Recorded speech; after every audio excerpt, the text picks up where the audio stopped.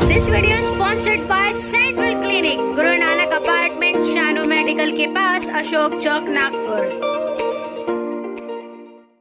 इनकी जो है इनके लिए आरक्षण रखा जाए, वरना ये देश तरक्की नहीं करेगा। आज तो हम लोगों की जो हालत है, हमें 2 नंबर का शहरी बना दिया गया है, और वो काम जो कोई नहीं करता हमसे ले गया, तो ये देश कभी भी तरक्की नहीं कर सकेगा। आप हमें मिटाने की या खत्म करने की बात जहन से निकाल दो। मुसलमान इतना सख्त जान है कि बुरे से बुरे हाल हम हर हाल में रहेंगे, लेकिन अगर है तो ये देश कभी भी तरक्की नहीं कर सकेगा। इन्हीं मुतालबात को लेकर के कि मुसलमानों को एजुकेशन की लाइन से मुलाजमत इनके लिए आरक्षण रखा जाए, वरना ये देश तरक्की नहीं करेगा। आज तो हम लोगों की जो हालत है, हमें 2 नंबर का शहरी बना दिया जा रही है। आज रोटी रोजी के लिए हम जितना परेशान हैं, आज इस मौके पर पार्टी के जिम्मेदारान आए हैं और शिरकत इंतहाई जरूरी है।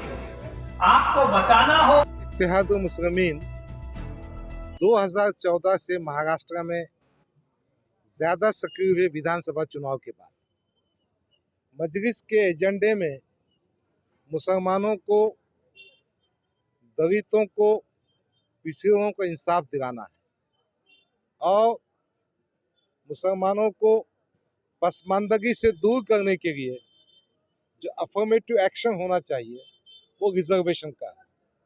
आप तो जानते हैं मुख्तलिफ कमीशंस ने, कमेटीज़ ने ये बात कही है कि मुसलमानों को, ख़ास तौर पर महाराष्ट्र महमूद रहमान कमेटी थी, रिजर्वेशन मिलना चाहिए। ये बातें कागज़ पर हैं, कमेटी के रिपोर्ट्स पर हैं, उसके बावजूद मुसलमानों को रिजर्वेशन नहीं दिया जाता। इसी मांग को लेकर, इसके साथ में दूसरी और मांगों के साथ हमने तिरंगा रैली की थी। उसी मोमेंट को कंटिन्यूस करते हुए हमारे विदर्भ के साथी जनाब शाहिद गंगूनवाला, निसार भाई, जावेद भाई, विखार भाई, प्रोफेसर जावेद साहब, ये सब मिलकर एक प्रोसेशन और जुलूस मजलिस इत्तेहादुल मुस्लिमीन के कायद, महाराष्ट्र के सदर इम्तियाज़ जलील की क़ियादत में निकाल गए हैं। कल वो जुलूस निकलने वाला है और हम एक निवेदन की फहरिस्त इस राज्य के मुख्यमंत्री और उप मुख्यमंत्री को देने वाले हैं। यही बात आपसे कहना है। इंदौरा ग्राउंड से निकले, इंदिरा ग्राउंड से 12 बजे। सर, विश्व हिंदू परिषद ने ये साफ तौर पर कहा है कि मुसलमानों को आरक्षण नहीं देना चाहिए। उनका ये स्टेटमेंट है कि मुसलमान इस देश का धर्म ही नहीं है, इसलिए इनको आरक्षण नहीं देना चाहिए। उनके स्टेटमेंट का क्या कहो? हम बेवकूफ़ों को जवाब देना नहीं चाहते, बेवकूफ़ों को जवाब देना नहीं। आरक्षण के लिए आपके साथ खड़ी रहेगी।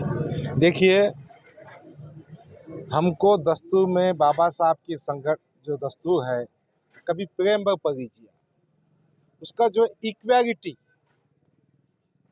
इक्वालिटी समानता जो है in the field of education, in the field of social work, in the field of politics and economics, reservation के ज़रिए ये जो पिछड़े हुए मुसलमान हैं उनको हम आम जनता के बराबर लाना चाह रहे हैं। उनकी मानसिकता क्या है उस विषय पे बात करना नहीं है। हम संविधान में जो अधिकार हमको दिया गया है उसकी जंग लड़ रहे हैं और जंग जारी रहेगी। उनके मानसिकता या उनके विचार से ना हमें खौफ है ना डर है, हम हमारी जंग करते रहेंगे।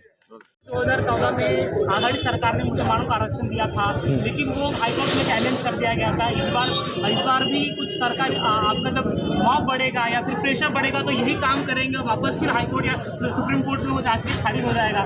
मेरे भाई, हाई कोर्ट ने मुस्लिम रिजर्वेशन में जो एजुकेशन था उसको कंटिन्यू किया था, रोजगार के जो मुद्दा था उसको स्टे किया था।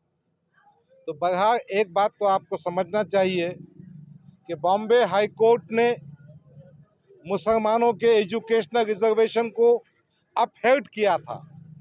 ये तो कांग्रेस और राष्ट्रवादी का ऑर्डिनेंस था जो दिसंबर 2014 में रैप्स हो गया।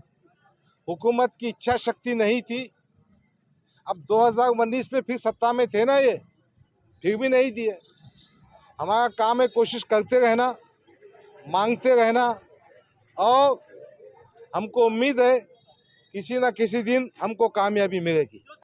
मोर्चे की शुरुआत की जाएगी। मोर्चे का नेतृत्व प्रदेशाध्यक्ष खासदार इम्तियाज जलील साहब, कार्यकारी अध्यक्ष डॉक्टर गफ्फार कादरी साहब, महासचिव सैयद मोइन साहब, हम खुद राज्य प्रवक्ता प्राध्यापक जावेद पाशा, विदर्भ के अध्यक्ष शाहिद रंगूनवाला और दीगर सारे बड़े पदाधिकारियों के नेतृत्व में, और साथ में हमारे 2 विधायक, एक धुलिया से है डॉक्टर शाह और दूसरे हैं मालेगांव से मुफ्ती इस्माइल साहब, ये भी हमारे साथ में रहेंगे।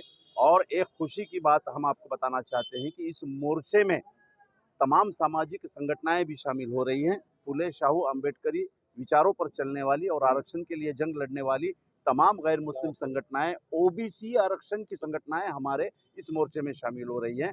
मुझसे पहले हमारे नेता डॉक्टर गफ्फार कादरी साहब ने जो कहा, हम संविधान के दायरे में संवैधानिक इंसाफ की जंग मांग रहे हैं और इस भारत में जितने भी संविधान को चाहने वाले लोग हैं वो हमारे साथ में हैं। तो हम सबको दावत दे रहे हैं कि कल 12 बजे आइए और संविधान की रक्षा के लिए, आरक्षण की रक्षा के लिए आप हमें भी सहकार्य कीजिए, MIM आपको सहकार्य करेगी।